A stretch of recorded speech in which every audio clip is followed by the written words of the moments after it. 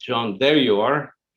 I think you missed the last slides of my presentation, but I was saying that you and I were together last week in Las Vegas when Steve Dixon gave us all this great news about his intentions for this industry, and I felt very excited to hear his presentation and the way he encouraged everybody to keep innovating. He said he was going to do his part, right? So anyway, with that, John, from Iris Automation, you have the floor. Thanks, Juan. And yeah, I completely agree. I think for those of us that have been in a lot of the regulatory discussions over the last few years, from my perspective, we are now seeing the level of attention and focus that we need to see to kind of keep things moving forward. So I was also very excited to hear Steve's comments. I sit on the ARC, the BVLOS ARC. So, I'm privy to the activity and the conversations that are going on there, and they're very fruitful. So I'm really encouraged. I'm also encouraged that the FAA has put the BVLOS ARC on a deadline of the end of November to produce a recommendation. So that's good. That shows urgency on the side of the regulator, which is what we all want. What I hope we start to see is less of a kind of a pause and wait until we have fully baked out regulations, but instead an increasingly widening aperture for types of operations that can be done commercially that are actually quite safe and in low risk areas. So, a stepping stone, if you will, up from the IPPs, which were very geographically constrained, use case constrained, even, equipage and configuration constrained, to something that is a little bit more generic. So you could take, for example, one of your parcel delivery or medical delivery operations in North Carolina and put it in another part of the country without much change or fanfare. So I'm encouraged as well, Juan. It was good to see you. So, first of all, thank you for inviting us to participate in this event. I think these events are really critical to help bridge the gap of knowledge between the existing and what we tend to refer to as legacy, which sometimes just makes me feel old. But bridge that community with the community that we refer to as the new entrants. And these are people that are startups that are bringing incredible new technologies into aviation at a rate and a capability level we just simply haven't seen. So it's tremendously exciting time, but it takes events like these to try to connect the dots and provide a common lexicon and a shared knowledge base for these two communities to work together and really advance the state of the art without sacrificing safety. So I've prepared a couple things. Let me turn on my share and I'll start sharing some things. I'm going to start. I know a lot of the audience is probably crewed aviators. Crewed is the new term for, instead of using manned or unmanned, we're saying crewed or uncrewed. So I'm going to walk you through a bit of, a flight as a crewed aircraft operator, so general aviation pilot, and what I do. And I'm going to use that context as a way to explain the challenges that we have in terms of deploying, BVLOS, beyond visual line of sight, uncrewed aircraft. And that includes, everything from the smallest, Skydio drone that's doing an infrastructure inspection all the way up to a Whisk or a Kitty Hawk or an Archer or a Joby urban air mobility or advanced air mobility aircraft. So the challenge is we took the human out of the cockpit. So I'm going to walk you through a little bit of why that is such a big challenge, and then talk a little bit about some potential solutions, kind of building on what Chris just shared with the audience around UTM. So without further ado, what I'm going to do is step you all through, and actually, Juan, can you just give me a confirmation you guys can see my slides? I don't get much feedback on this side that it is working. Yeah, we can see it. At least I have it perfectly. Super, thank you. So here's an example. This is a very busy slide, but that background layer that you see for the pilots on the call, you'll recognize that this is a visual flight rules, a VFR sectional chart. And this happens to be the Los Angeles basin, which is certainly one of the most complicated airspaces in the world, with some of the highest levels of general aviation activity, largely because the weather here is pretty much perfect all year and people love to go fly and see the coast and all the sights. So when it comes to complexity, it's hard to find an area of the world that's more complex than this when it comes to airspace and air traffic. So let's say I'm going to plan a flight from my home airport, which is John Wayne, Orange County, Santa Ana, because we couldn't put enough words in the name of the airport, KSNA, and fly to Van Nuys, two of the world's busiest general aviation airports that just happen to be separated by one of the world's busiest major airports, Los Angeles International. The first step, and you'll see number one, is I'm going to plan a flight. So that cyan colored line is my flight plan from John Wayne, Orange County, which is down in the lower middle of the chart, to Van Nuys, which is in the upper left of the chart. You'll notice that my flight takes me over the shoreline, because who flies in Southern California without looking at the shoreline? But actually, it's more than that. It's actually the way the airspace is structured. And you can't see a 3D version of this, but the Class Bravo airspace around Los Angeles is tiered like most Class Bravos, but it has a number of little kind of like tunnels and corridors and undershelves that you have to be aware of that are specifically carved out over, gosh, the last 50 or 60 years of aviation through local airspace working groups to make sure that we can share the airspace here between airline traffic and general aviation traffic. So the route that I chose largely takes advantage of that airspace, and specifically a piece of airspace directly over Los Angeles International that's called the Special Flight Rules area. And in that area, I don't have to talk to ATC. As ironic as that sounds, it's a little box of airspace. And when you're going northwest, you fly at one altitude. When you're flying southeast, you fly at another altitude. There's only two altitudes available. There's speed restrictions. You have to squawk a specific code on your transponder. But when you do that, you don't have to tell ATC what you're doing. And you are literally flying 3,500 feet above one of the world's busiest airports in Los Angeles. And if you haven't done it, and you're in LA and you have a pilot friend, ask him to do it with you, because the view is spectacular. There is nothing like seeing the top of that airport with the size of aircraft and the frequency of traffic than when seeing it from directly overhead.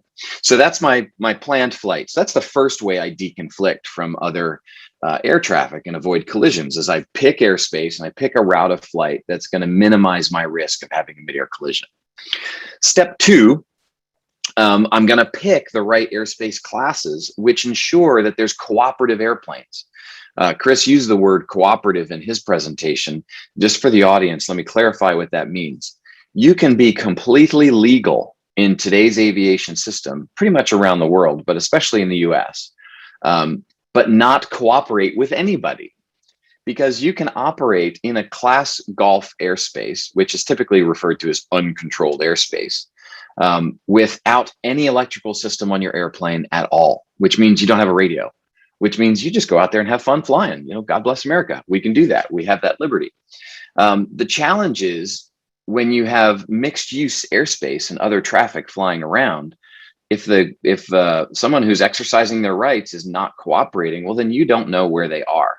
So choosing to fly in specific types of airspace helps me ensure that other people are cooperative and they're communicating the right way. They have the same level of training that I do. And that, again, mitigates the risk of mid-air collision. Number three, local procedures and traffic patterns, while not regulatory in nature, are highly recommended, and they're published. And you can, reach out to the pilot community, the fixed base operator. You can even call ATC and ask for information about an airport that you're unfamiliar with. And they will tell you, yeah, typically. So at John Wayne, for example, we have 4 main VFR departure routes that aren't charted anywhere. One is southwest, one is southeast, one is to the east, and one is to the northwest.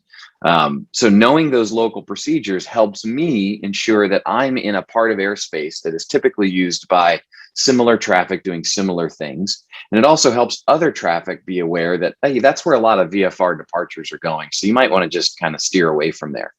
So local procedures and traffic patterns help, especially in congested airspace. Number 4, we have a set of recommended cruising altitudes that are used in general aviation. If you're flying on a westerly heading, it is even plus 500 feet. And if you're flying on an easterly heading, I should say course, then it is odd plus 500 feet. And then if you're flying on instrument flight rules, it's even thousands instead of the 500-foot increments. But those altitudes help ensure there's vertical separation between traffic that are headed in different directions. And then finally, you've got ATC, air traffic control, our best friend in Southern California, who do an amazing job keeping both IFR and VFR traffic aware of each other and away from each other. They don't have to handle VFR traffic at all. VFR getting ATC services is based on a workload permitting basis, which means if I call up a controller and say, hey, can I get what they call flight following, which is basically him keeping eye on me, he doesn't have to say yes. He can say, sorry, too busy, remain clear of Class Charlie airspace. That said, here in Southern California, they do an amazing job, and they always help out whenever they can. And even, frankly, sometimes when they probably can't, they still find a way to do it. So our best friend. But they advise, right? They tell us when there's other traffic in the area. And that's all possible in LA because since we're within 30 nautical miles of Los Angeles International Airport, absolutely every aviator in this region has to use a Mode C transponder. That's that little picture of an avionics box with 1200 on the front of it. I key in a specific beacon code that's assigned to me by ATC, and now ATC knows me, knows my tail number, knows my altitude, because this device takes my altimeter reading and encodes it and sends it back to their radar systems. And now they have a very complete picture of all of the traffic in the airspace. So LA, despite its complexity, and despite the volume of air traffic, is actually one of the safest areas to fly to avoid mid-air collisions because we have all of these layers of mitigation in place that help us avoid collisions. So hopefully that was fun and educational for some. But what happens when stuff breaks? Because everything breaks. Well, the human pilot is the last line of defense in today's aviation environment. And this specific picture is me and my daughter. She has good eyes and I have old eyes. But those are the last line of defense, right? Sometimes equipment fails, radar systems go down, there are power outages, people's altimeters fail, they get a wrong barometric setting on their altimeter, their ADS-B is not emitting. You need contingencies in place as the last line of defense in those cases. Our regulatory environment today stipulates that it's the human that is the last line of defense. So obviously, when we think about moving to uncrewed operations, we're taking the human out of the cockpit and out of the aircraft. Therefore, we've lost this last layer of contingency. And that's frankly the scariest bit.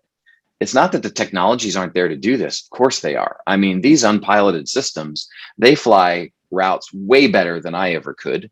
They're completely predictable. They're very reliable. They are very precise. And in contingency operations, you actually know deterministically what they're going to do because you programmed them to do that. I would argue that a human in the cockpit, despite all of our capacities and capabilities to deal with unforeseen circumstances, we're completely non-deterministic.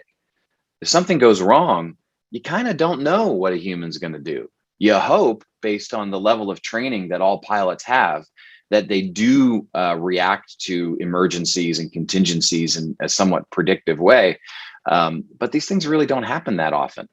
And because of that, you have some variability that gets introduced in terms of how the human is going to react. So nonetheless, this is the system we have today. It's incredibly safe. It works really well. I feel more comfortable in the air than I do on the roads. So we don't want to break that.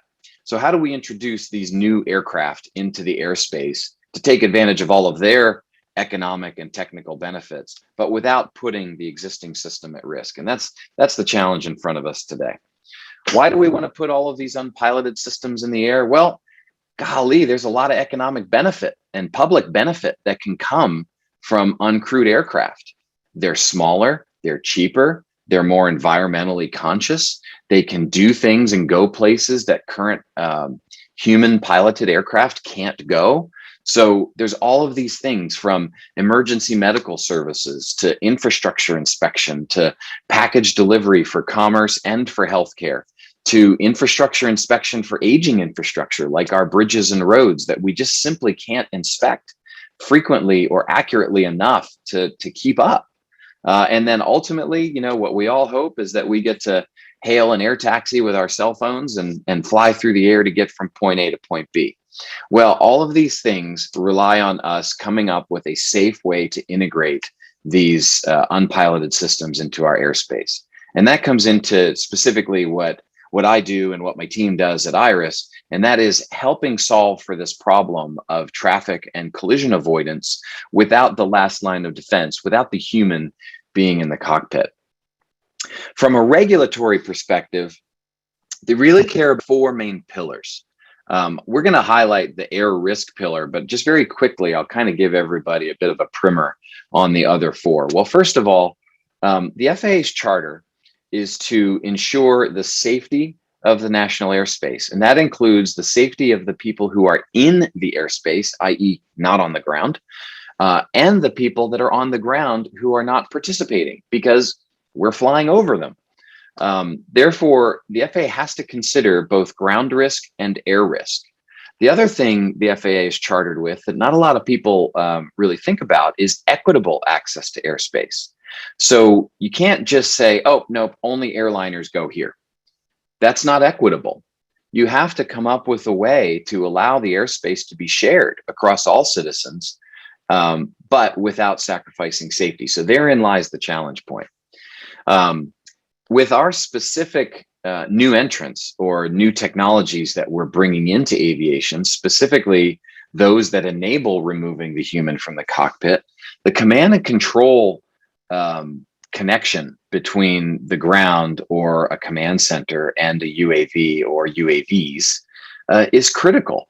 And there's a lot of discussion and a lot of thought that's going into this specific area today. Chris alluded to and actually specifically talked about a number of the technologies that we currently use and their, pros and cons and benefits and limitations. Going forward, I think there's a bit of a new thinking that needs to happen around command and control, especially with these systems that can really operate completely autonomously without any communication for hours at a time. My personal background, I used to work in a company called In Situ, which is a Boeing subsidiary that makes very large UAVs for intelligence, surveillance, and reconnaissance purposes. Our aircraft could stay aloft for 24 hours, completely out of contact with us, and do exactly what they were told to do. So you have to re-examine what does command and control mean in this new context where we're not actually manipulating the flight controls. And then finally, organizational risk. A lot of risk in an aviation operation can be removed simply by the way an organization manages itself, just by making sure their workflows and policies and procedures and training interact and overlay one another in a way that removes specific risk elements from an operation. So, the FAA concerns about all these things. I'm going to go in a little bit deeper with air risk, specifically because that's what we do, is we're trying to help avoid collisions. But I wanted everybody to understand this is the kind of span that the regulator is looking at right now to try to integrate UAS into the airspace. So when it comes to avoiding mid-air collisions, couple of acronyms here: NMAC, near mid-air collision. That's a term that's been around a long time, and in the traditional crewed aviation community, when you have an NMAC, you're highly encouraged to report it through NASA's anonymous reporting because it means something broke. It means some part of the mitigations used to avoid collisions didn't work. And two aircraft got within that pink cylinder that you see on this chart within each other. That's the NMAC boundary, which is defined as 500 feet away from the aircraft and 100 feet vertically up or down. There's a second volume depicted on this chart, which is the yellow cylinder. That is what we refer to as well clear boundary. There's a lot of discussion today around whether these dimensions are the appropriate dimensions for, say, a small drone doing an infrastructure inspection. Certainly, these are the dimensions that we've traditionally used for the crewed aircraft world, and they've worked very well. So we have to think carefully about whether or not these are the right ones to change. For the purposes of this discussion, we'll just say they're staying the same. The goal is avoiding NMAC. Don't ever get into the pink cylinder. Now, to be a great citizen and to make sure everybody feels really comfortable all the time, well, let's see if we can't stay away outside of the yellow cylinder. What this comes down to is time. If you consider the worst case collision encounter, a head-on aircraft, head-on with another aircraft at the same altitude at cruising speed, that is your minimum time to detect, determine you have a risk, and then avoid one another. So this table at the bottom, we just did quickly just to illustrate the point.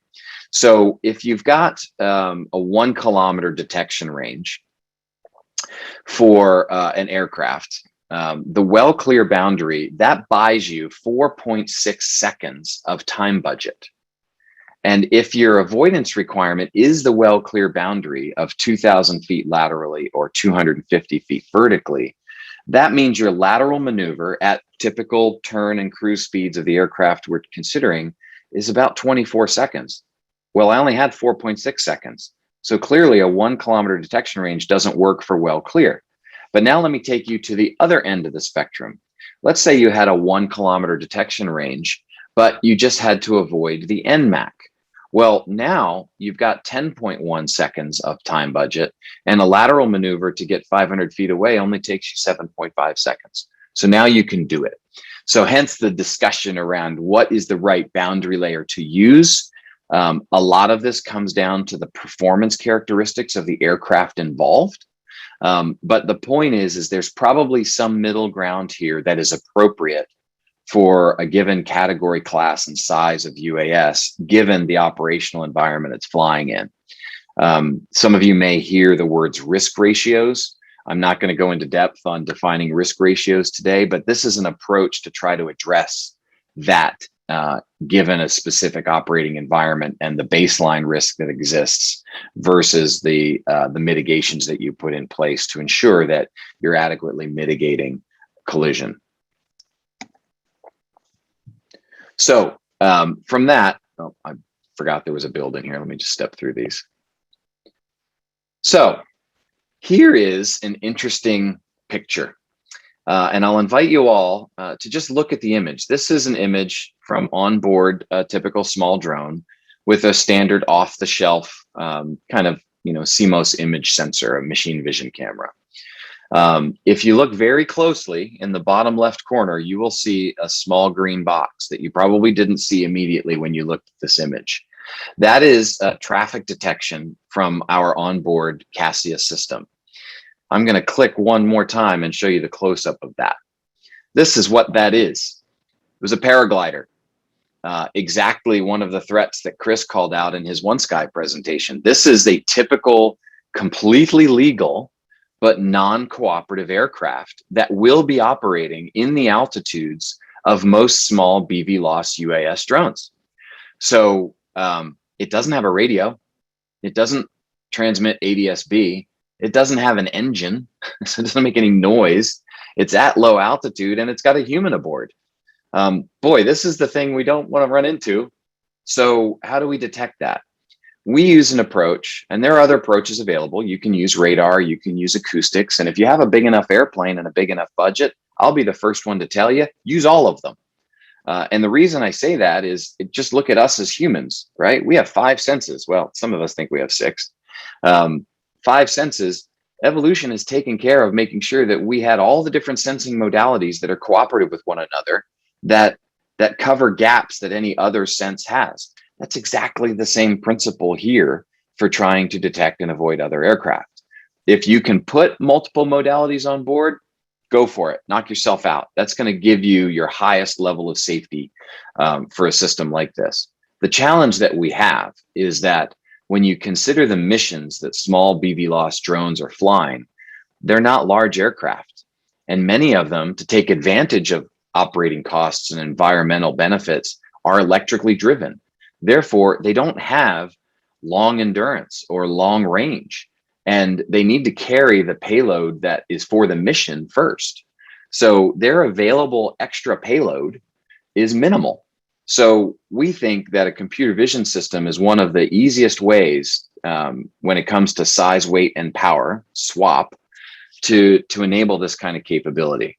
So what our system does is it uses computer vision to determine if there's targets in the atmosphere that are moving differently than our ship, which we call our own ship, or differently than the Earth. Those things become candidate targets. We then use AI, specifically machine learning and neural networks, to classify those targets as a type of aircraft. Now, I couldn't tell you the make and model of this paraglider, but I can tell you it's a paraglide. I can tell you it's a small single engine plane, but I can't tell you it's a Bonanza or a Cessna. Well, someday we might be able to with a large enough training set, but today it's adequate to say it's a small single engine aircraft. And then you go down the list: twin engine aircraft, hot air balloon, et cetera. All of the risks that exist at low altitude. Once we classify those targets, because we have a database of what these targets are, we know what their real world size is. And based on knowledge of their real world size, we can then compute through straight geometry, because we know our camera lens geometry, we can compute how far away that target is.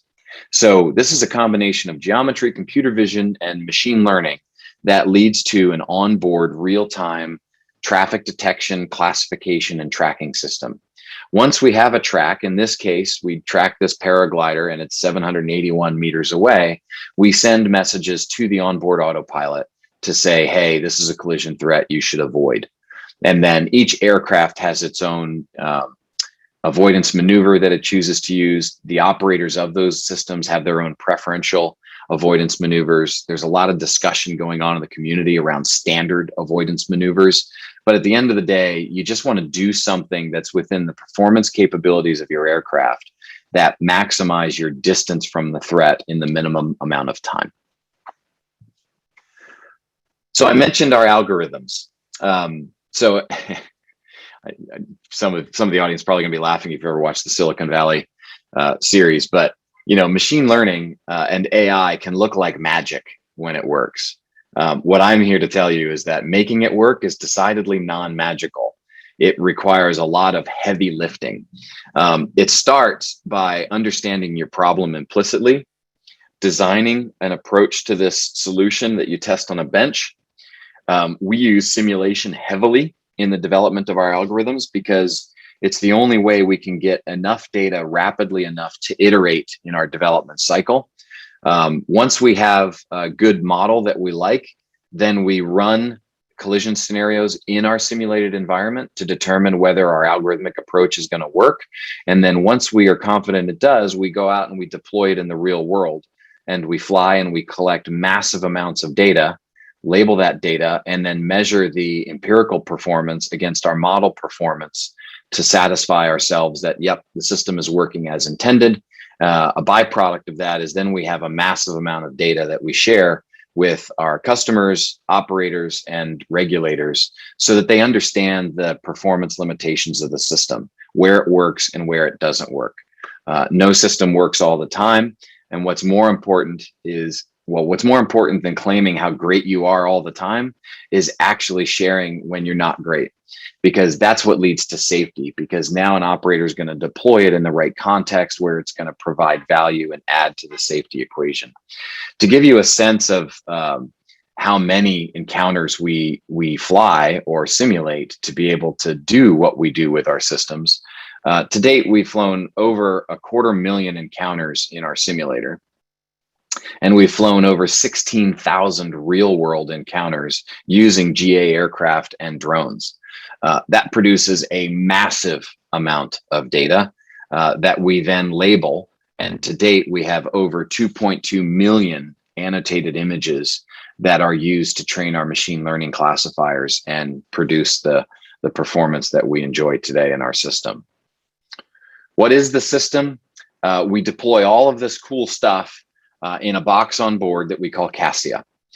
Inside this box is a graphical processing unit and a camera interface board that allows us to plug anywhere between 1 and 6 cameras into it. In some regulatory jurisdictions, a single forward-facing camera is satisfactory because they just don't have a lot of air traffic. In jurisdictions like the United States or Western Europe, you got a lot more general aviation traffic. Therefore, the slower, lower, more maneuverable aircraft, i.e. the drone, typically is going to have to yield the right of way to the general aviation aircraft, which means the drone needs to be aware in 360 degrees of where other aircraft might be. So hence our ability to support up to 6 cameras. That allows us to put enough cameras on to get the field of view that we need. It is very low C-swap, size, weight, and power, and cost. That's the C. It's a full system with all 6 cameras and associated cabling, is less than 5 pounds, about 2.2 kilograms. It has integrated ADS-B that we use to correlate with ADS-B signals for cooperative traffic, but also filter out what's truly non-cooperative, so that we have a high probability of detection and a high probability of the right detection with minimum false alarms.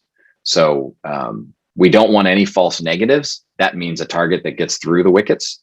But we also want to minimize the false positives, because you don't want to be flying avoidance maneuvers all the time. You want to actually accomplish your mission. So today we get a false positive 1 every 20 hours or so, which is probably overkill, but that's the state of play we're in today. How do we deploy it? The most obvious is we put it on the airplane, and now the airplane becomes self-aware.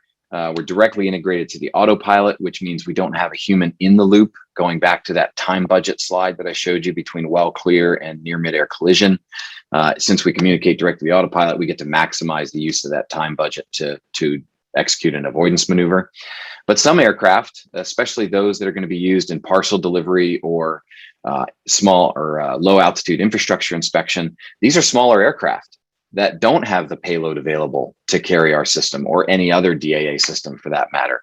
In which case, we deploy our system on the ground and we protect a volume of airspace that covers the operational area of your drone op. And if you do that, now you don't have to equip your aircraft, and you know where all of the non-cooperative aircraft are. And then we share that data through something like OneSky and a UTM system and the USS backbone and protocol that allows people to share data with other operators. We announced a partnership with Becker Avionics last week at Commercial UAV, and this is our first step into large and general aviation aircraft. For Becker, it's specifically around helicopters. And this is a case where what we're trying to do is actually kind of invert the performance of our system, where instead of trying to detect the non-cooperative general aviation aircraft, we're actually trying to detect the cooperative or non-cooperative drone. Helicopter operators are the ones that are probably most exposed to drones as a collision threat, because helicopters by necessity operate at lower altitudes and at altitudes below 500 feet above the ground.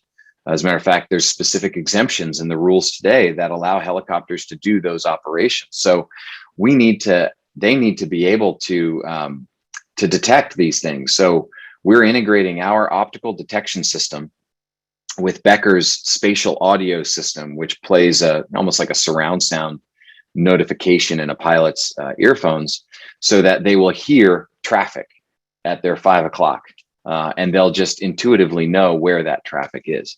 So more to come there in the general aviation space. And then, of course, other autonomous systems that have a perception requirement, we've got an onboard GPU, we've got onboard cameras. So that gives us the ability to do other perception tasks, like GPS denied navigation by looking at the ground, or precise relative flight and formation flight for cargo caravans in the air. Perhaps even all the way to image and facial recognition for passengers as they board an AAM aircraft, so they don't have to have a boarding pass or don't have to touch any part of any system. So lot of growth and exciting solution space ahead for us. That's what I had to share with you guys today. I thank you very much for your attention, and I am open for questions. Over to you, Juan.